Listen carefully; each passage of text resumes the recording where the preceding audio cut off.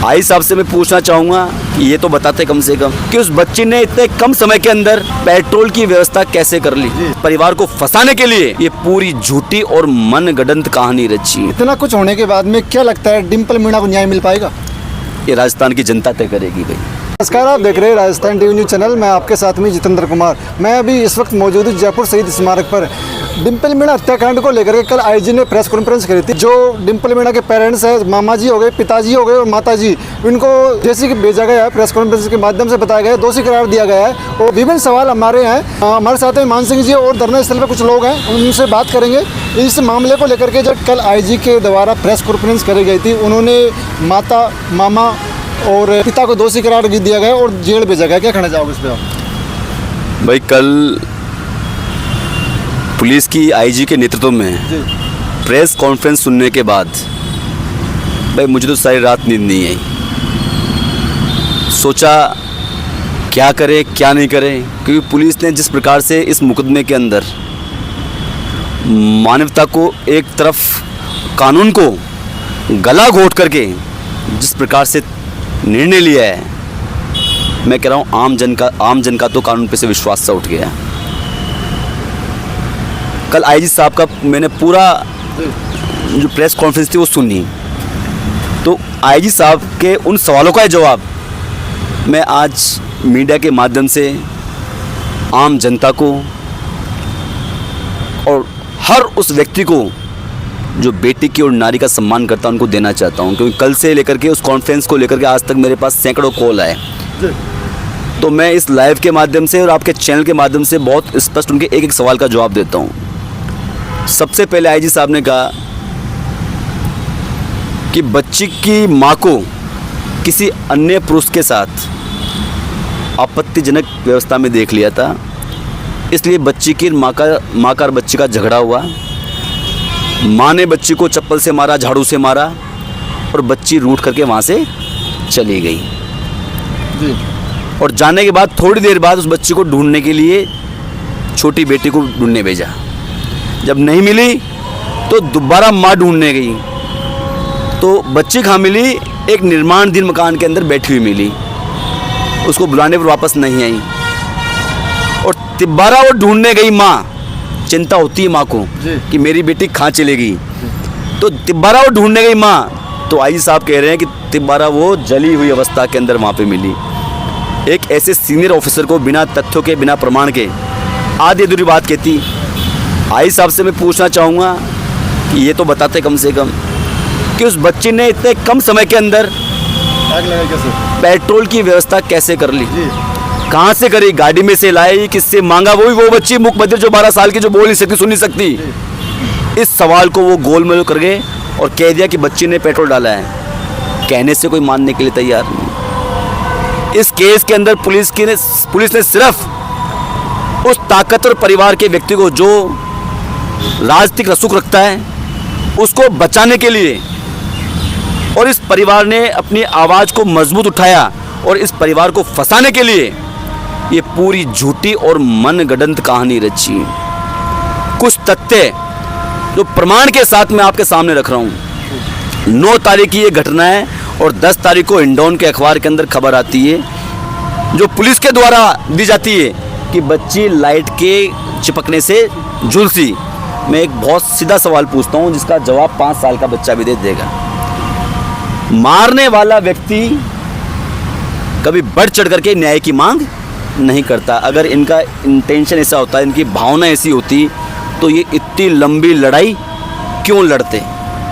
क्योंकि पुलिस ने मान लिया था कि लाइट से झुलसी है, इनका तो काम वैसे वहीं ख़त्म हो गया था। लेकिन जब जिस बाप की और जिस माँ की बेटी मरती है, उनकी आत्मा पे क्या बीतती है, तो वो लोग अपने दिल से पूछो जिनके घर में बेटी है। उसके बाद इन्होंने लड़ाई लड़ना चालू किया और हिंडौन थाने पर वर्त अधिकारी के सीओ ऑफिस में जब धरना दिया, उसी दिन इनके ऊपर दबाव बनाया गया अधिकारी के द्वारा कि आप इस लड़ाई को यहीं ख़त्म कर दो, नहीं तो आपको ही फंसा दिया जाएगा। सर के पास कॉल भी आया था कि पैसे की भी इनको पर वो दिया गया था। हाँ, ये आप ये बताओ मुझे, कोई निर्दोष व्यक्ति किसी को 2 रुपये दे देगा क्या?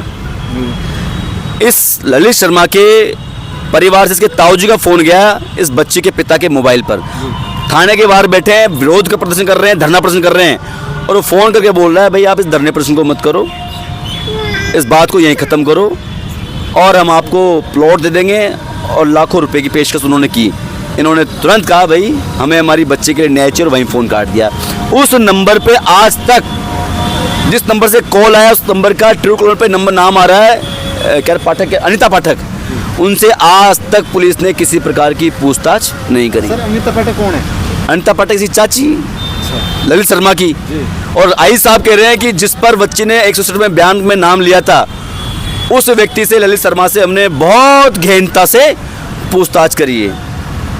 अरे गहनता से पूछताछ तो इस बच्ची के परिवार से, रिश्तेदारों से करी है, जिनको मार मार करके पीट पीट करके अवैध तरीके से कानून हिरासत में रख करके इनको टॉर्चर किया, मारा पीटा, इसे कहते हैं पूछताछ। सर बयान के भाई ने वहाँ पर थाने में बुलाया गया, धरनाकारियों ने आरोप भी लगाया कि मारपीट करने के बाद बयान करवाए गए जबरदस्ती। हाँ, अरे भाई पुलिस का काम है, तो आप मुझे बताओ 15 दिन तक पीएस कस्टडी लेना, क्योंकि आसानी से वो लोगों ने, उन लोगों ने कबूल ही नहीं किया, लेकिन उनको मानसिक रूप से, शारीरिक रूप से इतनी यातना दी, इतना प्रताड़ित किया कि कल आईजी साहब कह रहे थे कि उन्होंने कबूलनामा, मैं कहना चाहता हूँ आई साहब हम वकील हैं और आपके इस थाने के कबूलनामे को कोर्ट के अंदर जज साहब साइड में कोने में फेंक देते हैं, क्योंकि कोर्ट भी जानता है, जुडिशरी भी जानती है कि आप लोग अपनी बात को मनवाने के लिए कितने गलत तरीके मनवाते हो। अरे 15 दिन बाद आप कह रहे हो प्रेस कॉन्फ्रेंस करके कि इन्होंने ऐसा किया है।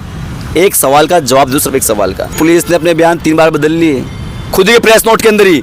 पहले कहा कि लाइट चिपक के मरी, दोबारा कहा कि साहब इसको कोई केमिकल से जली है, और कल कहा कि पेट्रोल से जल के मरी।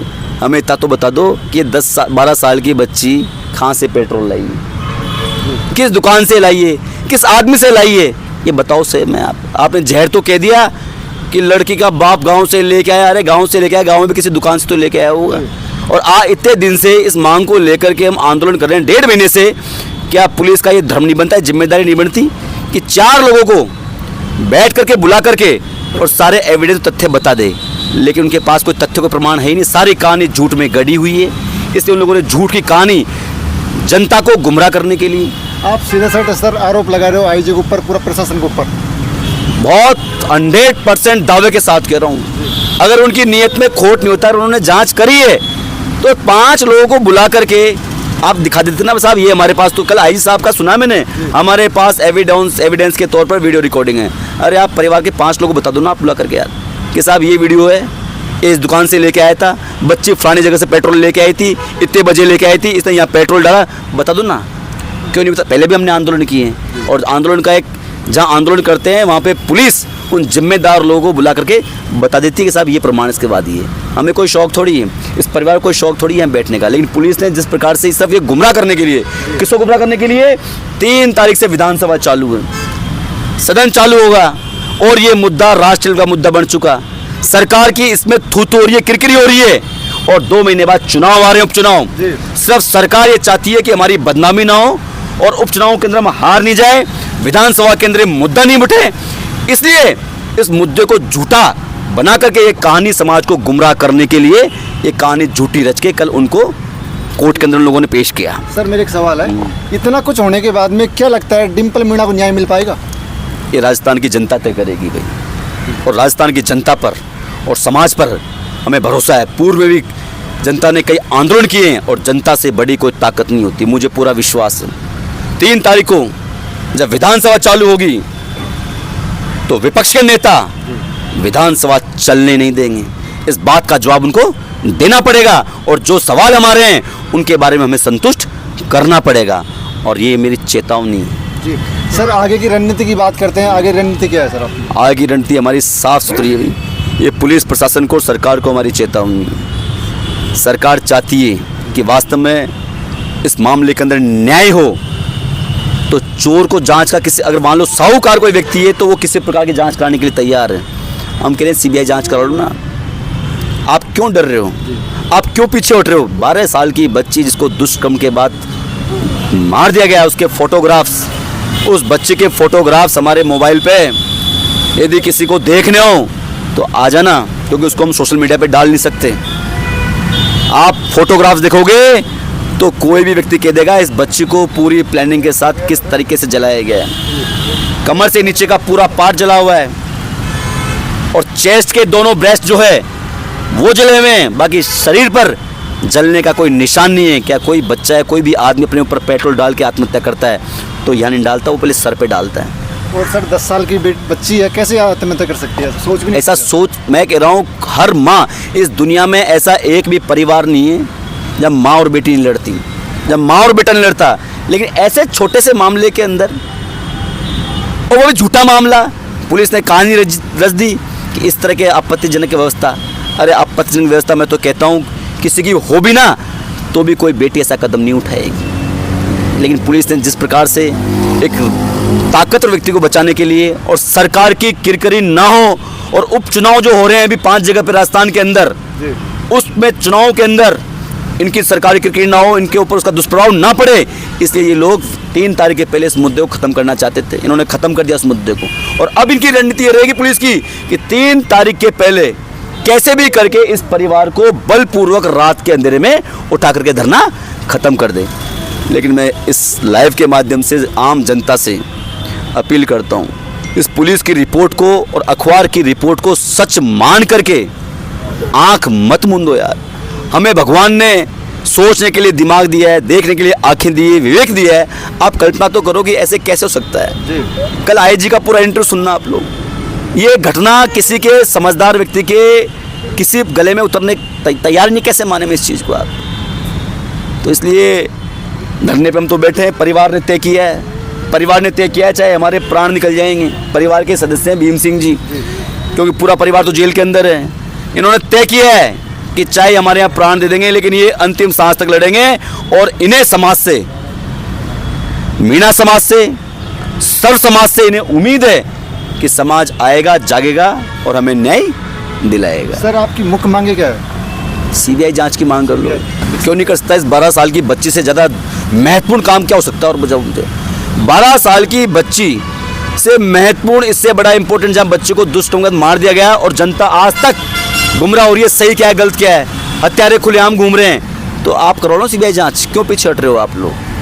आपको किस चीज़ का डर है? अरे आप निर्दोष, आप करा लो ना उसका नार्को टेस्ट।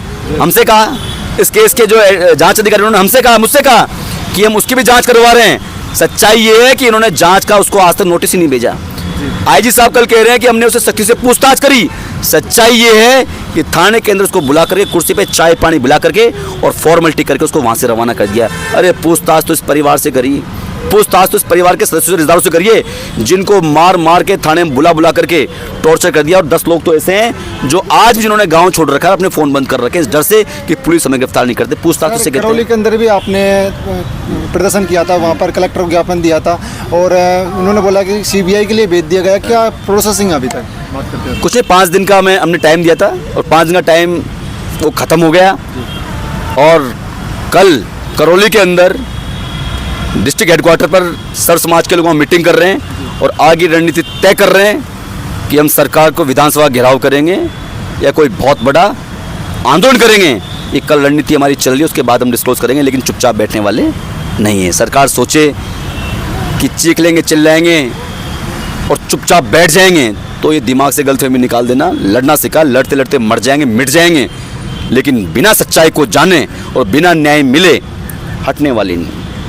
अभी मैं शहीद स्मारक में मौजूद हूँ, जहाँ पर प्रदर्शनकारी और मान सिंह मीणा जी से बात करी थी इसी केस को लेकर के। इन्होंने सीधा सट प्रशासन को आरोप लगाया है कि जो कल आईजी के द्वारा प्रेस कॉन्फ्रेंस की गई थी उनका खंडन भी किया है। तो आप देखते रहिए राजस्थान टीवी न्यूज़ चैनल। मैं आपके साथ में जितेंद्र कुमार।